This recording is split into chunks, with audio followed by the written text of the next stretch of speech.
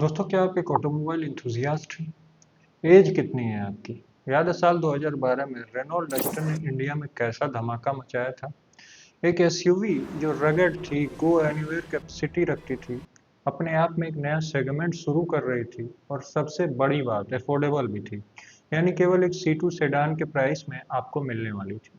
वो जब मार्केट में आई तो लगा शायद अब जापान और साउथ कोरिया की मोनोपोली इंडियन मार्केट में चैलेंज होने वाली है। इंस्टेंट सक्सेस क्या होता है, शायद डस्टर से बढ़िया एग्जांपल दूसरा नहीं हो सकता।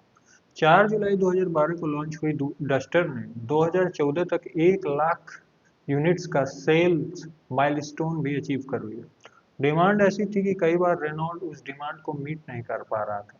ऑटोमोबाइल रिव्यूअर्स उस गाड़ी की बड़ाई करते हुए थकते नहीं थे। लेकिन नमस्कार दोस्तों, मेरा नाम है आदर्श दत्त उपाध्याय और ऑटो टॉक्स के इस नए एपिसोड में आपका स्वागत है। हो सकता है रेनो इंडिया में अपनी डस्टर के साथ एक तगड़ी वापसी करे, लेकिन मेरे इस चैनल पे आपको वापसी करने में कोई कठिनाई ना हो, इसलिए आप प्लीज इसे सब्सक्राइब करना मत भूलिएगा।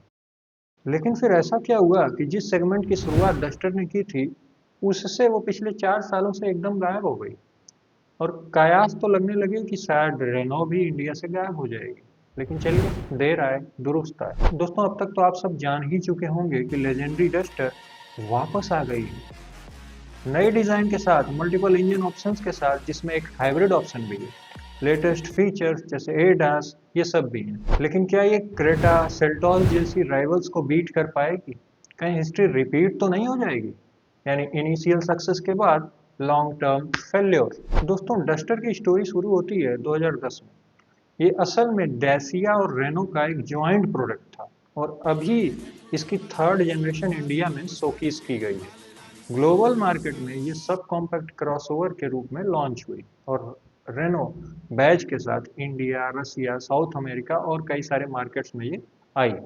डेसिया डस्टर पहले से ही यूरोप में एक रगड डिजाइन और लो कॉस्ट की वजह से सुपरहिट प्रोडक्ट था। जब इंडिया में 2012 में ये इंट्रोड्यूस हुई, उस वक्त मार्केट में सेडान्स और हैचबैक्स का राज था।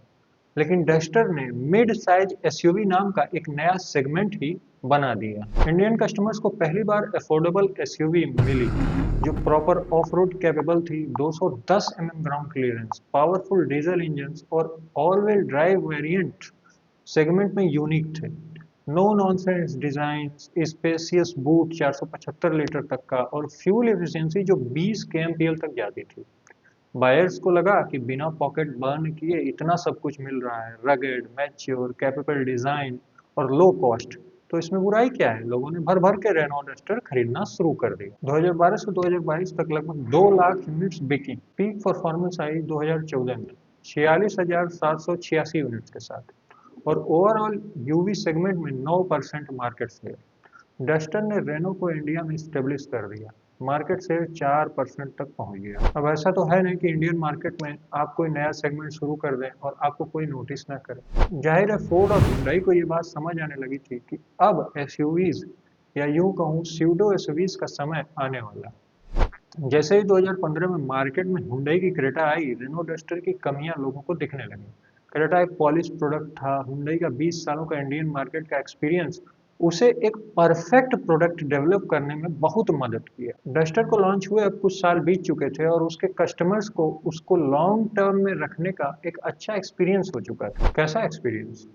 Injector failure, fuel pump problem, rusting issues, weak service network, poor parts availability और नेटवर्क की कमी लोगों को डस्टर से क्रेटा की तरफ पुश कर दिया। BS6 नॉर्म्स आने के बाद तो डीजल डिसकंटिन्यू भी हो गया डस्टर से और डस्टर के पेट्रोल इंजन इतने रिफाइंड और रिलायबल पहले से ही नहीं थे। दूसरी तरफ Creta better refinement, premium features, better interiors और स्ट्रॉन्ग मार्केटिंग ऑफर के साथ आ रही थी।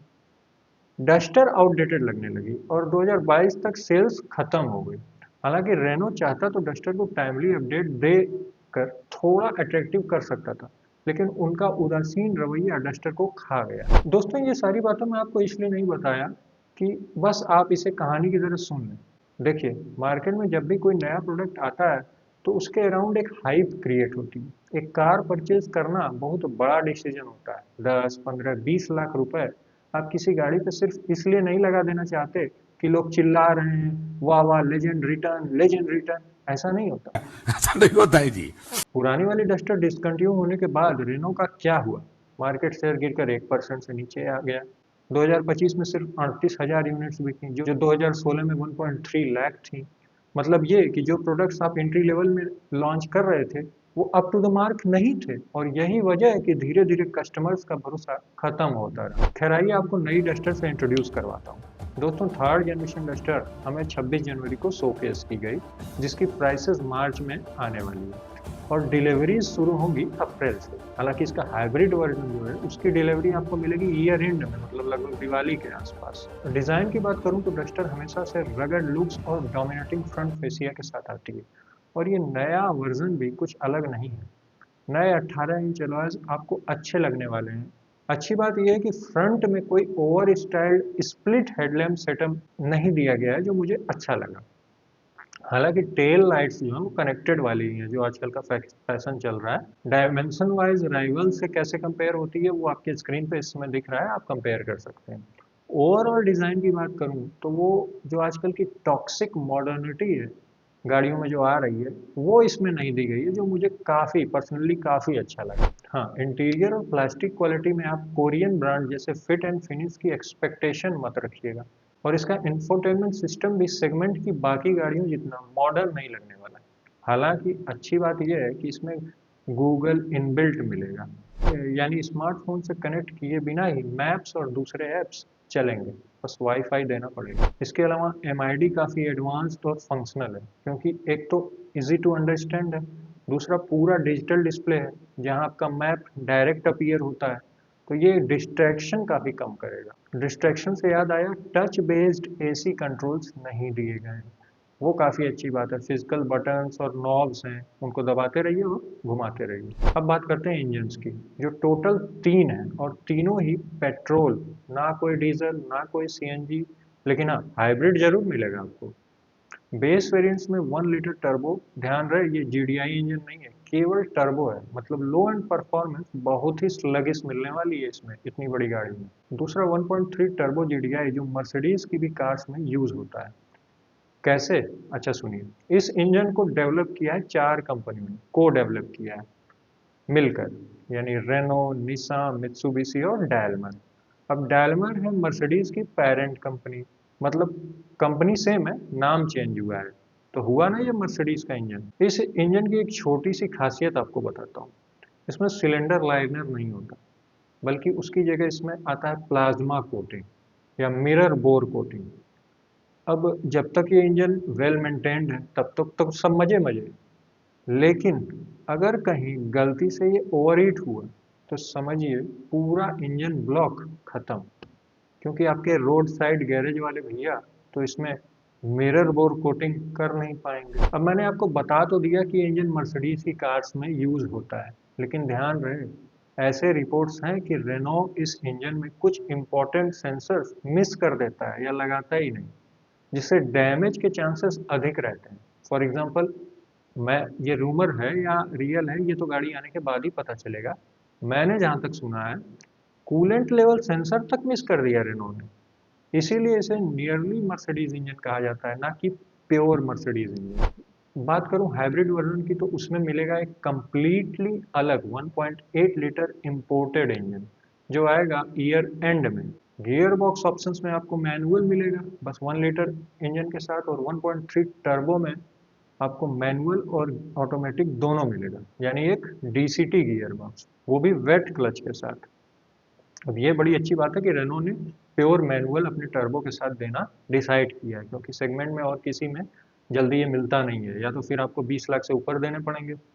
शायद क्रेटा में आता है, क्रेटा इनलाइन में। अच्छा, एक बात और, टाटा के बाद रेनो दूसरे हैं जो वेट क्लच डीसीटी ऑफर कर रहे हैं, जो कि इंडियन सिचुएशन के हिसाब से अधिक रिलायबल होगा। लेकिन ध्यान रहे कि वेट क्लच डीसीटी की इफिशियंसी ड्राई क्लच डीसीटी से थोड़ी कम होती है। हुंडई वाले वेट क्लच डीसीटी क्यों नहीं ऑफर कर रहे हैं पता नहीं, क्या उन्होंने ड्राई क्लच ही इतना बढ़िया बना लिया है शायद, जो टाटा और रेनो और वीडब्ल्यू वाले नहीं बना पाए, हु नोज। तो दोस्तों, नई डस्टर रेनो को इंडिया में रिवाइव कर पाएगी या नहीं ये तो वक्त ही बताएगा, और ये काफ़ी कुछ डिपेंड करेगा उसकी प्राइसिंग पर। स्टार्टिंग प्राइस सेगमेंट में सबसे कम रखना पड़ेगा, मेरे ख्याल से 9 लाख के आसपास, क्योंकि बेस वेरिएंट में जो आप इंजन दे रहे हैं वो भी काफ़ी इंफीरियर इंजन है, और टॉप वेरिएंट्स को भी राइवल्स से कम 1 लाख की मार्जिन से अंडरकट करना पड़ेगा। और शायद हाइब्रिड वाला वर्जन को भी रेनो को इसी के साथ ही लॉन्च करना चाहिए था, कहीं ऐसा ना हो कि दिवाली तक कोई और बेहतरीन, इससे बेहतर हाइब्रिड प्रोडक्ट मार्केट में आ जाए। तो दोस्तों ये था मेरी तरफ से नई डस्टर का पूरा एनालिसिस। आपको वीडियो ज़रा भी पसंद आया हो तो इसे लाइक ज़रूर करिएगा, चैनल सब्सक्राइब भी कर सकते हैं। मिलते हैं ऐसे ही किसी नए वीडियो में, तब तक के लिए टेक केयर एंड